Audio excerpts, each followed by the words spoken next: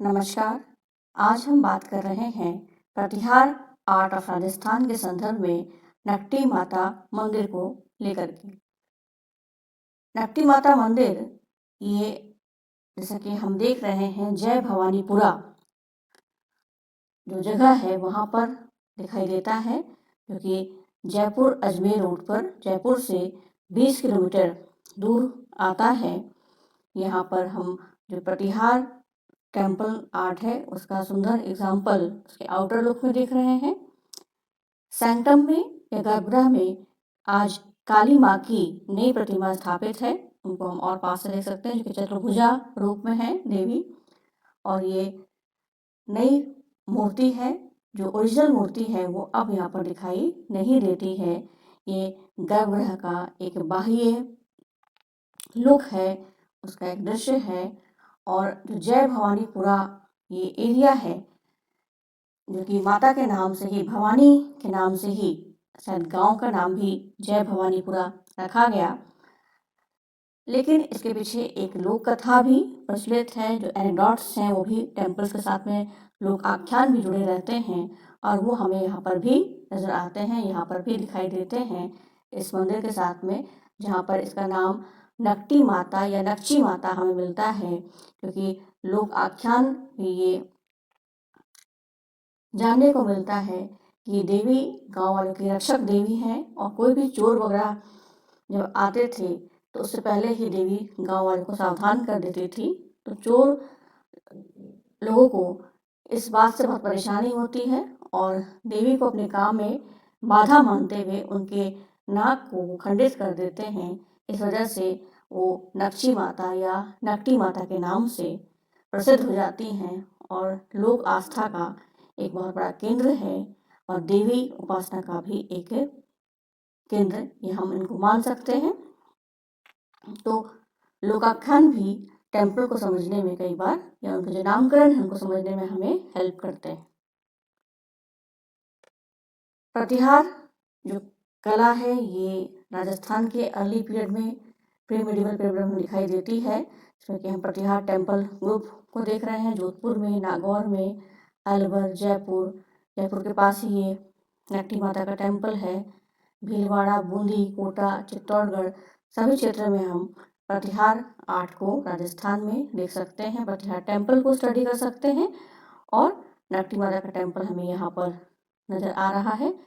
जो ट्राइंगल है blue colour के, ये सब चौहान आर्ट को, चौहान मंदिरों को रिप्रेजेंट करते हैं। अजमेर में, नागौर, बीसलपुर, टोंक में, दौसा, सीकर, भीलवाड़ा, इन सभी स्थान पर। तो प्रतिहार कला या प्रतिहार डायनेस्टी प्री मेडिवल टाइम में खासतौर पे जो मारवाड़ जोधपुर का क्षेत्र है, नागौर का क्षेत्र है, यहाँ पर दिखाई देती है। और फिर कालांतर में इनके जो ब्रांच हैं वो दौसा में, चित्तौड़ में, अलवर में नज़र आते हैं, चाहे बड़गुजर शाखा रही हो या मौर्य शाखा रही हो कोई, या निकुंभ राजपूत रहे हों। इनका हमें स्पेस इन क्षेत्रों में प्रतिहार कला के तौर पर दिखाई देता है।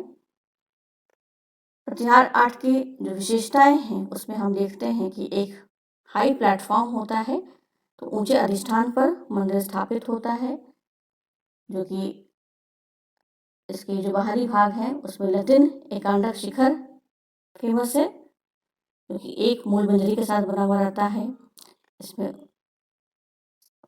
छोटे टेम्पल्स होते हैं, स्टार्टिंग में गर्भगृह होता है और साथ में एक अंतराल या मुख मंडप जैसा बना रहता है। पंचायतन स्टाइल का टेम्पल है ओसिया में, जो कि 5 मंदिरों का समूह यहाँ पर बनाता है और प्रतिहार विशेषता को अपने में समाहित करता है। इसमें हम और डिटेल से देख सकते हैं कि एक अधिष्ठान है जो कि सादे हैं, अलंकरण स्तंभ भी होते हैं, घट पल्लव वगैरह, पत्र वल्लरी वगैरह। लतिन एकांडक शिखर दिखाई देता है, उसमें आमलक है, ये मुख मंडप है। जंघा भाग में जो प्रधान ताक होते हैं उनमें देवी देवताओं की मूर्तियां होती हैं। कर्ण रथों पर भी देवी देवता या दिक्पाल होते हैं। उद्गम अभिप्राय बनाए जाते हैं, जो कि प्रधान ताक और जो कर्ण रथ है उनके ऊपर हल्के या लंबे उद्गम अभिप्राय बनाए जाते हैं। लतिन एकांडक शिखर के साथ में प्रतिहार कला, चाहे ओसिया हो, आबनेरी हो, इनमें हम देखते हैं। और 725 में जो ओसिया का जो स्ट्रक्चर है वो ऐसा दिखाई दे रहा है, और डेप्थ कार्विंग के साथ में और फाइन कार्विंग के साथ में हम 850 875 में इसको नकटी माता में भी देखते हैं। तो एक सुघड़ शिखर, साथ में चौकोर स्तंभ या पिलर जो कि अलंकृत भी हैं, घट पल्लव हंसवल्ली कीर्तिमुख के साथ दिखाई देते हैं। इस तरह का पैटर्न हमें खास तौर पर दिखाई देता है प्रतिहार कला में। तो ओसिया है, आबनेरी है, नूसल है, नागौर है, बुचकला है, ऐसे कई स्थान पर हम राजस्थान में प्रतिहार कला को देखते हैं और इनके सुंदर उदाहरण इनमें नजर आते हैं टेम्पल आर्ट के माध्यम से। यहाँ पर हम प्रतिहार द्वार शाखा को देख रहे हैं। इसकी एक विशेषता यहाँ पर गरुड़ बाहु विष्णु के तौर पर दिखाई देती है, जो कि नाग शाखा को पकड़े हुए जो गरुड़ होते हैं, नाग की जो पूंछ होती है उसको यहाँ पर पकड़ते हैं, उनके पर विष्णु बैठे रहते हैं। ये भी प्रतिहार कला विशेषता हम राजस्थान में भी और मध्य भारत में भी देखते हैं कई सारे टेम्पल्स में। उत्तरंग में नवग्रह होते हैं, तो नवग्रह पैनल उत्तरंग में दिखाई देते हैं।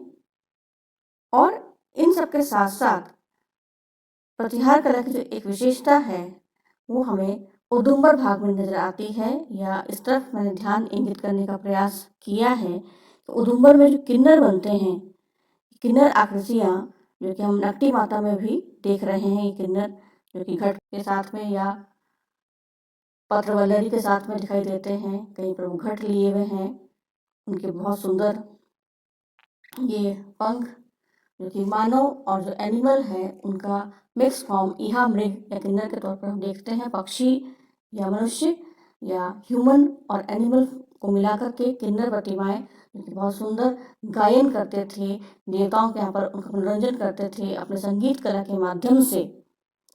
उस जीव को, उस क्रीचर को हम देखते हैं खासतौर पर प्रतिहार टेम्पल्स में, चाहे हम ओसिया में देख रहे हों, यहाँ पर भी देखें घट लिए हैं, ऊंची टोपी पहने हुए हैं, पंख फैलाए हुए इनके नजर आते हैं, या फिर जालेश्वर टेम्पल मानवगढ़ में भी हम देखते हैं कि यहाँ पर भी किन्नर सिंगल दोनों साइड में बने हुए हैं, सिंगल सिंगल। तो इस तरह से उदुम्बर में किन्नर ये भी राजस्थान के प्रतिहार आर्ट की बहुत विशेषता अनेक मंदिरों में हमें दिखाई देती है, चाहे मारवाड़ हो या अन्य प्रतिहार मंदिर हो, उनमें हमेशा देखने को मिलता है। यहाँ पे हम भंडारा में देख रहे हैं इस तरह के किन्नर। और यहाँ पर मैं खास तौर पर जो विशेषता बता रही हूँ, किन्नर युगल के तौर पर, कपल के तौर पर किन्नर और किन्नरी, किन्नरी किन्नर, ऐसे ये 4 मतलब 2-2 पेयर के तौर पर हमें नकटी माता टेम्पल में ही दिखाई देते हैं, जो कि घट और पुष्प लिए हुए हैं। तो हर जगह पर सिंगल सिंगल दोनों किन्नर प्रतिमाएं हैं, पर नकटी माता टेम्पल ही ऐसा है राजस्थान में जहाँ पर हम ये 4 की संख्या में दोनों ओर किन्नर किन्नरी को देख रहे हैं। और इसमें जो ऊंची टोपी है, इसको फारसी टोपी कहते हैं कृष्णदेव जी, और ऐसा कहते हैं कि फारसी टोपी वाले जो सुंदर किन्नर हैं वो नकटी माता में नजर आते हैं, और युगल फॉर्म में भी हम यहाँ पर उनको देख पा रहे हैं। तो उदुम्बर में किन्नर ये प्रतिहार मंदिरों की एक विशेषता के तौर पर मैं मानती हूँ, क्योंकि अधिकतर प्रतिहार मंदिरों में ही प्री मिडिवल टाइम में ही हमें ऐसा दिखाई दे रहा है, जबकि अदर जो मंदिर हैं उनमें हम ऐसा नहीं देखते हैं। पर उदुम्बर भाग में जो किन्नर अंकन है ये मध्य भारत में भी हमें बटेश्वर है, गटारमल टेम्पल है, बडोग है, देवगढ़ है, जराय माता है, इनमें हमें इस तरह की विशेषता देखने को मिलती है। तो प्रतिहार कला की एक विशेषता उदुम्बर भाग में किन्नर का अंकन भी हम मान सकते हैं। ये मैप है जो कि हम नकटी माता के संदर्भ में देख रहे हैं। ये भवानीपुर क्षेत्र है, यहाँ पर ये मंदिर है।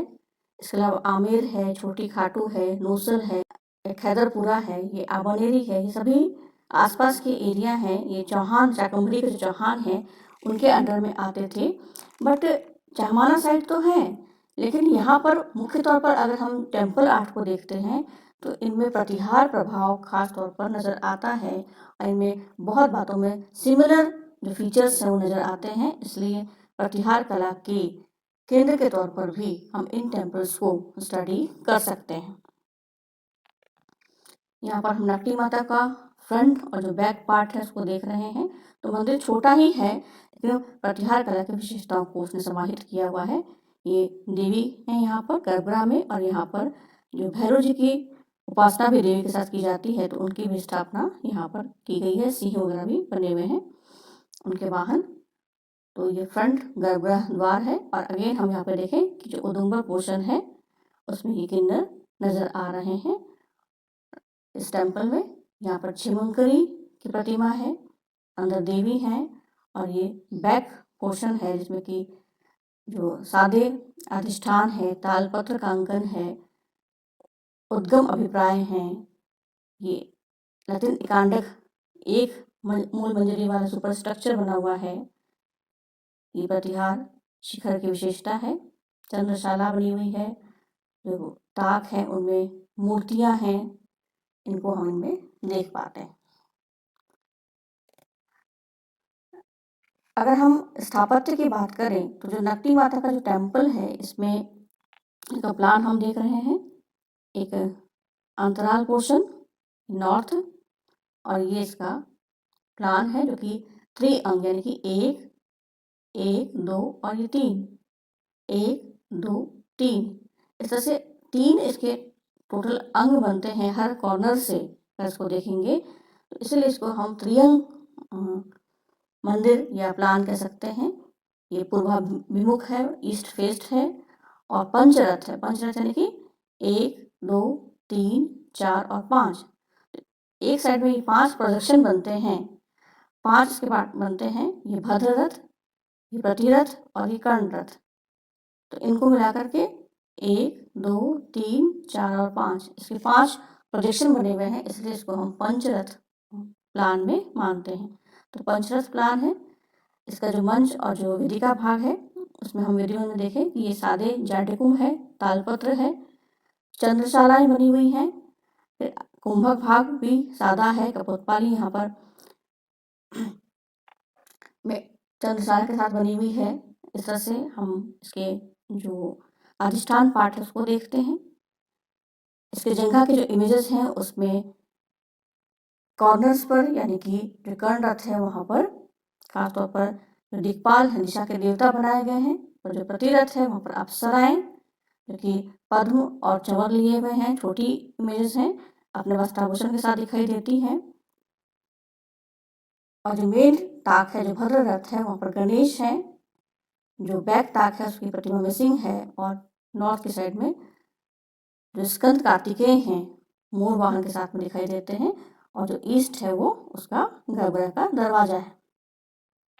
इसको हम और यहाँ पर मंदिर के माध्यम से समझे। तो कलश पोर्शन जो कि सादा है, कोतवाली पोर्शन जिसमें कि पूर्ण चंद्रशाला और अर्ध चंद्रशाला है, ये मंचिका भाग है।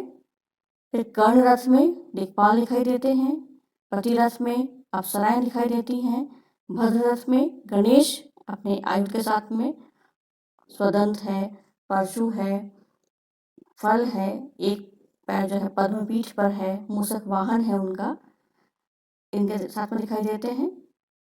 ये उद्गम अभिप्राय जो कि लंबे लंबे उद्गम कर्ण रथों पे बने हुए हैं, भद्र में हल्के उद्गम है, कपोतपाली में चंद्रशाला, अर्धचंद्रशाला और पूर्ण चंद्रशाला। ये तालपत्र आकृतियां भी प्रतिहार टेम्पल में काफ़ी बनती हैं। ये पुष्प रत्न जियोमेट्रिकल पैटर्न के अलंकरण भी बनते हैं। और ऊपर लतिन एकांडा शिखर में हम देख रहे हैं कि इंटरलॉकिंग पैटर्न में चंद्रशालाएं बनी हुई हैं, जो कि मध्यलता प्रतिलता के रूप में हम यहाँ पर जालक अलंकार के साथ में देख रहे हैं। और जो कॉर्नर्स हैं वहाँ पर ये कर्ण आमलक बने हुए हैं। सप्तभूम शिखर का ये एग्जाम्पल है, और इनके बीच में बीड्स भी बनाए गए हैं। तो ये ऐसे 7 भाग इनके बनते हैं, और ऊपर मेन शिखर आ जाता है। तो ये मंडोबर और जो शिखर डिटेल्स है ये नकटी माता में हम देख रहे हैं, जो कि प्रतिहार कला के अनुसार ही बना हुआ है। ये नॉर्थ साइड है, ये वेस्ट साइड है। तो उधर गणेश थे, फिर बैक में ये ताक खाली है और माला चढ़ी हुई है, और इधर कार्तिकेय की इमेज है, इसको हम यहाँ देख सकते हैं। सेंटर में कार्तिकेय हैं, सर्प है, उनकी शक्ति या उनके आयुध हैं, मोर वाहन है, यहाँ पर पद्म खिले हुए पद्म पर उनके पैर रखे हुए हैं, ये भी विशेषता है। प्रभामंडल पीछे बना हुआ है। यहाँ पर दिक्पाल हैं, कुबेर नकुलक के साथ में हैं। तो इस तरह से हम यहाँ पर जो दिक्पाल हैं उनको भी देखते हैं। और ये जो अंतराल पोर्शन है जो कि चौकोर स्तंभ के साथ में घटपल्लव अलंकरण के साथ में हंसवल्ली है, पत्रलता है, इनके साथ में हम देख पा रहे हैं। और ये शिखर पोर्शन देखते हैं। शिखर में एक खास विशेषता यहाँ पर हम देख रहे हैं कि जो आमलक है, जो मस्तक पार्ट है, इसमें आमलक जो है ये इसमें मोतियों के जो बीड्स हैं ये बने हुए हैं बीच बीच में। थोड़ा सा डिफरेंट पैटर्न यहाँ पे बनाया गया है इन मोतियों की माला के साथ में। और ऐसा हमें आभा देखने को मिलता है। तो ये नॉर्थ और वेस्ट साइड से मंदिर का भाग है। इस मंदिर की एक खास विशेषता जो हमें दिखाई देती है वो यहाँ पर देवी प्रतिमा के तौर पर दिखाई देती है। जैसे कि हम जानते हैं कि जो प्रतिहार कला है वहाँ पर ललाट बिंब में गरुड़ बाहु विष्णु बनाए जाते हैं और नाग शाखा भी बनी रहती है, और जो कि ललाट बिंब पर हमें दिखाई देती है। और ऐसा अधिकतर जो प्रतिहार टेम्पल है, जो गणिया माता है, ओसिया है, खैदरपुरा है, चित्तौड़, इन सब में देखने को मिलता है। मध्य भारत में बटेसर है, नरेसर है, डांग है, अमरोल है, इंदौर है, ग्यारसपुर है, बड़ो पठारी है, इन सब में हमें गरुड़ बाहु विष्णु ललाट बिंब पर नजर आते हैं, जो कि प्रतिहार आर्ट की हम एक विशेषता मान सकते हैं, मंदिरों की विशेषता मान सकते हैं।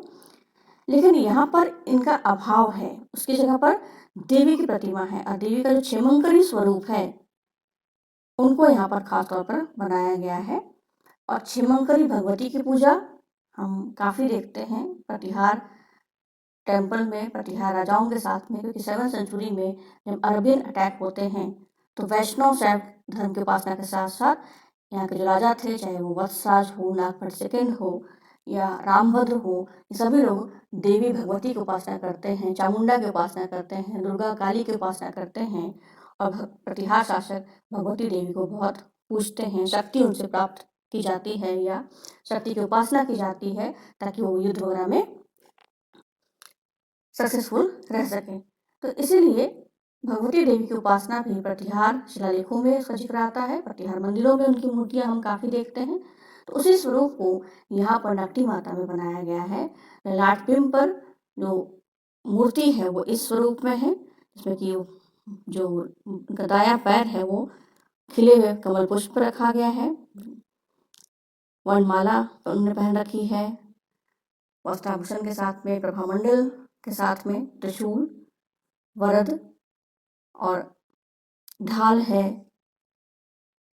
यहाँ पर घट है, इस तरह की प्रतिमा। और दोनों और जो सिंह विपरीत दिशा में बैठे हुए हैं, ऐसी प्रतिमाएं क्षिमंकरी की मानी जाती हैं। और चाहे हम चित्तौड़ में देखें क्षिमंकरी टेम्पल में, आबानेरी में हर्षद माता में देखें तो वहाँ पर भी यही स्वरूप मिलता है। सीता जी का कुंड बूंदी में भी क्षिमंकरी के रूप हमें मिलते हैं या भगवती देवी के रूप मिलते हैं, जो कि सभी प्रतिहार कला के मंदिरों में इस देवी की उपासना की जाती है। तो उसी स्वरूप को, चूँकि मंदिर देवी का है, इसलिए ललाट बिंब पर भी देवी की जो प्रतिमा है वो मुख्य तौर पर बनाई गई है। हम यहाँ पर देखें तो ये ललाट बिंब है, उत्तरंग में 9 ग्रह बने हुए हैं। जो रूप स्तंभ शाखा होती है इसमें युगल प्रतिमाएं भी होती हैं, उसके कॉर्नर में भी हम यहाँ पर इसी देवी को देख रहे हैं। डिटेल है वरदाक्ष, त्रिशूल, घंटा और घट लिए क्षिमंकरी स्वरूप की जो देवी बनती हैं, या कई बार देवता मूर्ति प्रकरण में, अपराजित परीक्षा में इनको महाचंडा का जो रूप बनता है सिंहों के साथ में, या महारंडा देवी जो कि दुर्गा के 9 सौम्य रूपों में आती हैं, और इनके भी जो आयुध हैं वो ढाल है, तलवार है, त्रिशूल है, घंटा है, घट है, जलपात्र है, वरदाक्ष के साथ में इनको अष्टभुजा देवी को यहाँ पर दिखाया गया है सुखनास पोर्शन में, जिसमें कि दोनों ओर विपरीत दिशा में मुंह किए सिंह बैठे हैं, लॉयन बैठे हैं। और ये ललाट बिंब पर भी बना हुआ है, और जो अपर पार्ट ऑफ रूफ शाखा है उसके कॉर्नर में हम देख रहे हैं। और जो सुखनास पोर्शन है, जो कि मंदिर के जो फ्रंट पार्ट हैं और जो मेजर पार्ट है, उनमें इन्हीं की प्रतिमा बनी हुई है। इसलिए देवी का यही स्वरूप यहाँ पर मेन रूप से पूज्य है, चाहे वो क्षिमंकरी का माने, महारंडा या महाचंडा देवी का माने, शास्त्र के अकॉर्डिंग इनको यहाँ पर मेन नीति के तौर पर माना गया है। और जो गर्भगृह है वहाँ पर हम जो काली माता की जो नई प्रतिमा है उनको हम देख रहे हैं। यहाँ पर युगल प्रतिमाएं वगैरह भी बनी हुई हैं। पर जो बैक ताक है जिससे भी हम मंदिर को पहचानते हैं कि मंदिर किसका है, तो वो आज के टाइम में खाली है, लेकिन माला चढ़ी हुई है, देवी का सिंबल बना हुआ है। तो देवी का ही कोई स्वरूप यहाँ पर, चाहे क्षमंकरी रही हो, पार्वती रही हो, इनका रूप हमें यहाँ पर नजर आता है या दिखाई दे सकता है। क्यों? क्योंकि एक और गणेश है, पार्वती पुत्र गणेश अपने पूरे वेपन्स के साथ में, मोदक के साथ में हमें दिखाई दे रहे हैं। वाहन भी है, खिले पुष्प हैं। दूसरी तरफ नॉर्थ में हम देखते हैं कि कार्तिकेय हैं, मोर वाहन के साथ में। ये जो खिले हुए कमल पुष्प की जो अलंकरण है, गुप्त काल की विशेषता भी हमें ध्यान आती है इसमें। और यहाँ पर दंड है, सर्प है, लंबा घट है, वरद मुद्रा है, प्रभामंडल है। इनके साथ में हम गणेश और कार्तिकेय जो कि पार्वती देवी के पुत्र हैं उनको हम देख रहे हैं। तो जो तीसरी ताक है, जो मेन ताक जो कि आज खाली है, वहाँ पर या तो तपस्या पार्वती का स्वरूप नजर आता है या हो सकता है यहाँ पर, और या फिर क्षमंकरी जो मेन सुखनास में है या ललाटबिंब पे है, उन्हीं का कोई रूप रहा होगा। पर चूंकि गणेश और कार्तिकेय अगर साथ में हैं, तो यहाँ पर हम जैसे कि मध्य भारत में भी देखते हैं, बहुत सारे जो टेम्पल्स हैं वहाँ पर देवी का यही रूप बनाया जाता था। गणेश, कार्तिकेय, पार्वती, दुर्गा या तपस्यारत पार्वती, और बड़ो पटारी है, टेढ़ी है, नरेसर है, डांग है, पटेसर है। इनमें हम गणेश, कार्तिकेय के साथ में देवी को देखते हैं, तपस्विनी पार्वती को देखते हैं, तपस्यारत पार्वती को देखते हैं। तो इस तरह की प्रतिमा राजस्थान में भी बनी है कुछ स्थानों पर, और मध्य भारत में भी बनी है। तो ये रूप भी देवी का यहाँ पर हो सकता है। तो या तो शिवंगरी दुर्गा होंगी या पार्वती होंगी, ऐसा रूप हम यहाँ पर मान सकते हैं। भद्र ताक की पश्चिम दिशा में, मेन ताक में, और देवी भगवती की और देवी की उपासना वाला ही मंदिर बना होगा। एक दूसरी विशेषता जो कि मैं प्रतिहार कला में आपका ध्यान इंगित करना चाहूँगी, इनको मैंने बहुत प्रतिहार मंदिरों में आइडेंटिफाई किया है, और वो आता है यहाँ पर, जो हम यहाँ पर राउंड जो आकृति है उसमें भी देख रहे हैं कि एक पेंडेंट है। यहाँ पर भी एक पेंडेंट है, यहाँ पर भी एक पेंडेंट है। ये गंगा यमुना की मूर्तियां हैं, प्रतिहारियों की मूर्तियां हैं। ये नट्टी माता का ही है, क्षमंकरी का स्वरूप है। उसमें ये उनके जो वक्ष स्थल हैं उनके बीच में से, चाहे वो एक लड़ी की माला हो या दो मोतियों की लड़ी की माला हो, और फिर ये कमर या उधर तक आते आते, पेट तक आते आते फिर गोल जो पेंडेंट है, लटकन है, क्योंकि ललांतिक कहते हैं, ललांतिक जो आभूषण होता है उसके रूप में दिखाई देता है। ये भी प्रतिहार मंदिरों में राजस्थान में हम काफ़ी देख रहे हैं। और ये प्रतिहार कला की एक दूसरी विशेषता के तौर पर, एक नई विशेषता के तौर पर मैं आपका ध्यान दिलाना चाहूँगी कि आप देखें कि प्रतिहार मंदिरों में ये आभूषण नारी प्रतिमाओं में, देवी प्रतिमाओं में हम खास तौर पर देख रहे हैं। चाहे वो ओसिया हो, उसके हम मूर्ति देख रहे हैं, इसमें कि अगेन ये जो वक्ष स्थल है उनके बीच से ये गोल पेंडेंट नुमा आभूषण दिखाई दे रहा है। आमेर में भी हम जो प्रतिहार आर्ट है उसमें हम देख रहे हैं कि यही पैटर्न गले के हार के तौर पर ललांतिक आभूषण जो है दिखाया गया है। सेम पैटर्न में नट्टी माता में भी ये है। अर्धनारीश्वर की जो आबनेरी की मूर्ति है उसमें भी हम यही पैटर्न देख रहे हैं। अगेन ये गोल पेंडेंट है। सिंह वाली दुर्गा, ये भी आबनेरी की प्रतिमा है, इसमें भी हम ये गोल पेंडेंट देख रहे हैं। और महिषासुरमर्दिनी के रूप में देखें, चाहे हम किसी अप्सरा के फॉर्म में देखें, सभी नारी मूर्तियों में अधिकतर ये पैटर्न दिखाई देता है। तो ये जो ललांतिक वक्षाभूषण है, जो कि जो फीमेल आकृतियां हैं, उनके जो ब्रेस्ट है उनके बीच में से, जो वक्ष स्थल है उनके बीच में से गुजरता हुआ ये उदर या जो पेट का भाग है, कमर का जो भाग है, वहाँ पर एक गोल पेंडेंट के तौर पर दिखाई देता है, राउंड पेंडेंट बनाता है। ये आभूषण हम खास तौर पर प्रतिहार कला में ही देख रहे हैं। इसीलिए प्रतिहार आर्ट की विशेषता के तौर पर मैं ये वक्षाभूषण को भी, ललांटिका को भी मानती हूँ कि ये भी हमें ध्यान देना चाहिए कि प्रतिहार कला की जो स्त्री मूर्तियाँ हैं उनमें एक विशेषता के तौर पर खास तौर पर दिखाई देता है। बाकी सारे ज्वेलरी हैं, अलंकरण है, वनमाला है, साड़ी है, अधोवस्त्र है, व पूरे श्रृंगार के साथ में देवी प्रतिमाएं बहुत सुंदर रूप में बनी हैं। पर ये आभूषण ऐसा का ऐसा ही हमें अधिकतर जो प्रतिहार कला है, मूर्तियाँ हमें दिखाई दे रहा है। इसलिए हम इसको प्रतिहार कला की एक विशेषता के तौर पर मान सकते हैं। इस पर भी हमें ध्यान देना चाहिए कि आभूषण भी किसी कला की, किसी डायनेस्टी की पहचान हो सकते हैं। एक दूसरी बात हम यहाँ पर जो खास देख रहे हैं वो द्विहस्त दिक्पाल की हम देख रहे हैं। सारी प्रतिमाएं दिक्पालों की हैं जो कि दिशा के देवता हैं। कुबेर उत्तर दिशा में दिखाई दे रहे हैं अपने लौंग नकुलक के साथ में, धन की थैली के साथ में।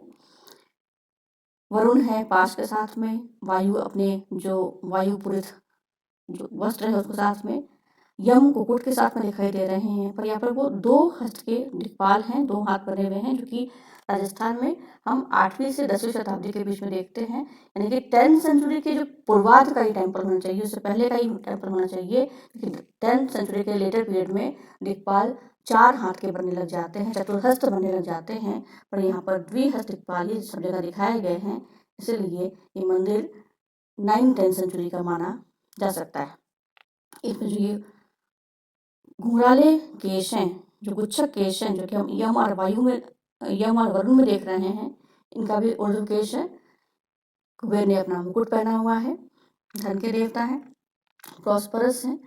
तो ये जो गुच्छक केश शैली है, ये भी हम गुप्त काल के प्रभाव के तौर पर देख सकते हैं, क्योंकि प्री मिडिवल से पहले गुप्त काल आता है। अब गुप्त काल से कैसे कला प्री मिडिवल टाइम में ट्रांसिट हो रही है उसको हम देखते हैं, तो उसमें कुछ प्रभाव गुप्त काल का भी नजर आता है, जो कि हम गुच्छक शैली के केश के तौर पर झलरा पाटन में, आमेर में, आबानेरी में, गुहिल आर्ट में भी इस तरह के स्टाइल हम देखते हैं, जो कि नकटी माता में भी हमें दिखाई दे रहा है, जिसमें गुप्त काल का प्रभाव है। और दूसरा हाथ जो है इनका, जंघा पर जो उरु वस्त्र बंधा हुआ है उस पर सबने अपने हाथ रखे हुए। तो यही पैटर्न प्रतिहार दिक्पालों में, प्रतिहारी में काफ़ी बना है। तो यहाँ पर भी हम देख रहे हैं कि चौड़ा उरु वस्त्र है, उस पर एक नॉट लगी हुई है और उस पर जो है दिक्पाल का हाथ रखा हुआ है। तो उरु वस्त्र, गुच्छक केश, वनमाला, ये सभी में दिखाई दे रही है। एक खास पैटर्न यहाँ पे दिक्पालों के साथ बना हुआ है। 2 हाथों वाले दिक्पाल बने हुए हैं। और एक और जो खास विशेषता मैं प्रतिहार आर्ट में आपको बताना चाहूँगी, राजस्थान में, मध्य भारत में भी हमको इस तरह की प्रतिभाओं को देखना चाहिए, इस विशेषता को देखना चाहिए कि यहाँ पर हम ध्यान से देखें तो 2 कुंडल बने हुए हैं। कानों में जो अपन कुंडल पहनते हैं या इयरिंग्स पहनते हैं वो डिफरेंट स्टाइल के, एक साइड में राउंड है, एक में वो लॉन्ग पैटर्न है। फिर ये राउंड है, ये लॉन्ग पैटर्न है, राउंड, ये लॉन्ग पैटर्न, राउंड और ये लॉन्ग पैटर्न। तो ये भी प्रतिहार कला के में खास तौर पर दिखाई दे रही है हमें नकटी माता के टेम्पल पर, कि 2 तरह के कुंडल पहने गए हैं। कोई एक पैटर्न नहीं है, 2 तरह का कुंडल जो है हमें दिखाई देता है। गोल है दाएं कान में, बाएं में लंबा कुंडल है, कर्ण कुंडल, इस तरह से पैटर्न दिखाई दे रहा है। क्या ये भी प्रतिहार काल की विशेषता हो सकती है? इस बात को हमें देखना चाहिए। इस आधार पर जब मैंने अध्ययन किया तो मैंने ये पाया कि ये नकटी माता में सबसे पहले ध्यान गया इस बात पर। जब देखा तो दूसरे प्रतिहार आर्ट के जो केंद्र हैं, आबनेरी में भी हम इस चीज़ को बहुत गौर से देख सकते हैं कि बिल्कुल राउंड है। यहाँ पर पुष्प अलंकरण के साथ कुंडल बना हुआ है, जो कि लंबे पैटर्न में दिखाई दे रहा है। फिर छोटी खाटू में भी यही पैटर्न नजर आता है, नकटी माता में भी बना हुआ है ही, और ओसिया के जो प्रतिहारी हैं उनमें भी हमें यही पैटर्न नजर आता है। तो प्रतिहार कला की एक विशेषता के तौर पर हम कर्ण कुंडल जो है इनको भी देख सकते हैं कि एक दोनों कानों में अलग अलग डिजाइन के जो कुंडल हैं, इयरिंग्स हैं, उनको पहना गया है। ये भी एक प्रतिहार आर्ट की विशेषता हमें आबनेरी, ओसिया, छोटी खाटू, नकटी माता के जो प्रतिहार कला के जो एग्जाम्पल्स हैं उनमें देखने को मिल रहा है। तो इसके बारे में भी मैं एक विशेषता के तौर पर ध्यान दिलाना चाहूँगी कि आप ये देखें कि क्या सभी प्रतिहार मंदिरों में ऐसा ही है। राजस्थान के तो प्रतिहार कला में मिल रहा है, पर मध्य भारत में भी कुछ इस तरह के पैटर्न बनते हैं जो कि प्रतिहार कला के केंद्र रहे हैं, गढ़ रहे हैं, टेम्पल्स रहे हैं। तो वहाँ पर भी हमें इसको देखना चाहिए। और ये भी एक खास विशेषता के तौर पर प्रतिहार कला के आभूषणों में आंकी जा सकती है, देखी जा सकती है, जो कि बहुत सुंदर और एक यूनिक एग्जाम्पल है प्रतिहार आर्ट का। यहाँ पर हमने कंपेयर किया है जो नकटी माता के जो पास का सेंटर है निकुंभ राजपूतों का, या चौहानों के अंडर में जो निकुंभ लोग थे उन्होंने बनवाया आवानेरी का टेम्पल, और आबानेरी का जो टेम्पल है उसको कंपेयर जब हम करते हैं नकटी माता से, तो ये घुंघराले केश हैं, कर्ली हेयर्स हैं, किन्नर आकृतियां हैं दोनों जगह की। ये नकटी माता, ये आबानेरी देवी प्रतिमाएं दोनों ही जगह पर काफ़ी बनी हैं और सुंदर भी बनी हैं, और एक ही स्वरूप में मिलते हैं। तपस्या पार्वती है, क्षमंकरी है, इनकी प्रतिमाएं लॉन्ग जो घट बनते हैं प्रतिहार आर्ट में, या ललांतिका का जो पैटर्न है, जो वस्त्र और आभूषण की जो परंपरा है, उसमें हम ये गोल्ड पेंडेंट देख रहे हैं। तो ये प्रतिमाएं हम आबानेरी में भी इस तरह का पैटर्न देखते हैं और नकटी माता में भी देखते हैं। तो स्कल्पचर के आधार पर भी दोनों ही एरिया में हम देखें कि काफ़ी सिमिलर बातें हमें नज़र आती हैं, समानताएं नज़र आती हैं दोनों कला में। आर्किटेक्चर के बेस पर भी, चाहे वो पत्थर वल्लरी का डिज़ाइन हो, ज्योमेट्रिकल मोटिव्स हो, पुष्प रत्न हैं, या तालपत्र के अलंकरण हैं, उद्गम अभिप्राय है, घट पल्लव है, इस तरह के जो डिज़ाइन है, लतिन एकांडक शिखक है, और आमलक पोर्शन में दोनों ही जगह पर हम देख रहे हैं कि मोतियों की माला के साथ में आमलक वहाँ पर भी बने हैं, नकटी माता में भी और आबानेरी में भी बने हैं। तो आर्किटेक्चर के जो एग्जाम्पल्स हैं, चैत्य जालक है, उद्गम है, स्तंभ है, मोटिव्स हैं, आमलक है, इनमें सेम पैटर्न दोनों में नज़र आता है।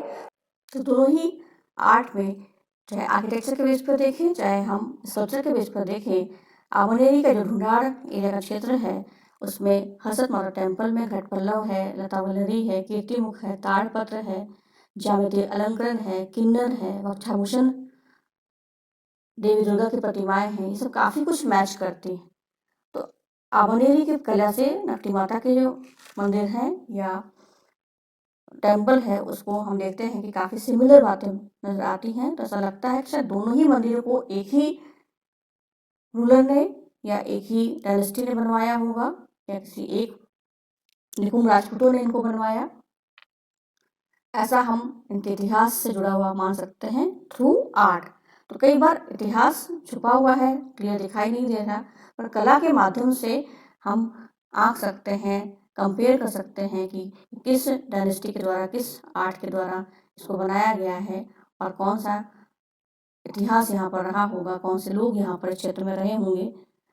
मारवाड़ के जो मंदिर हैं, ओसिया और बुचकला, भुंडाना, इनसे भी ये मंदिर काफ़ी मैच करता है।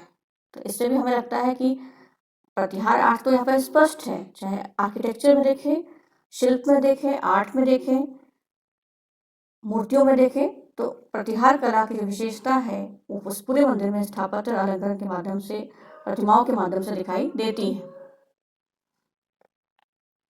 यहाँ पर भी हम देख रहे हैं कि जो लॉन्ग जार पैटर्न है, जो कि प्री मेडिवल टाइम में बनता था, इनकुलक में, घट में, इनमें हमें दिखाई दे रहा है। ओसिया, अजमेर म्यूजियम, आबानेरी, नकटी माता में, ये सभी एक ही स्टाइल के बने हुए हैं, जो कि प्री मेडिवल टाइम के हैं। जो अधोवस्त्र है, जो धोती साड़ी का जो पैटर्न है, ये भी हमें आराम से इनमें एक जैसा दिखाई देता है, और वस्त्राभूषण के साथ ये बने हैं। जो चौकोर स्तंभ हैं, घट पल्लव हैं, कीर्तिमुख हैं, ये सब हमें इस पे दिखाई दे रहे हैं नकटी माता में, जो कि प्रतिहार काल के जो स्तंभ हैं उनके से मिलते हुए हैं। ये मूर्तियां हैं जिसमें कि ये सिंदूर लगा दिए गए हैं, जिससे कि इनको पहचानने में बहुत दिक्कत होती है। इस तरह से अगर हम बात करें तो आबानेरी का जो टेम्पल है नकटी माता का, वो देवी उपासना का केंद्र है। तो देवी की क्षमंकरी, पार्वती, दुर्गा स्वरूप को यहाँ पे पूजा जाता था, और इसी की उदाहरण हमें यहाँ पर मिलते हैं। भैरव देवता भी साथ में मौजूद हैं।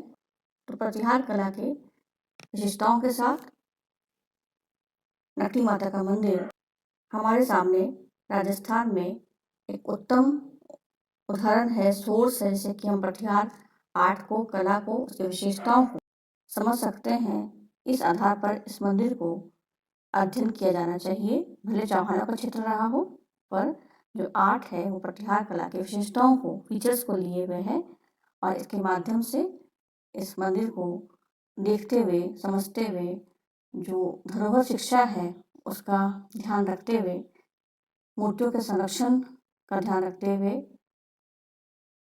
हमें अध्ययन करना चाहिए।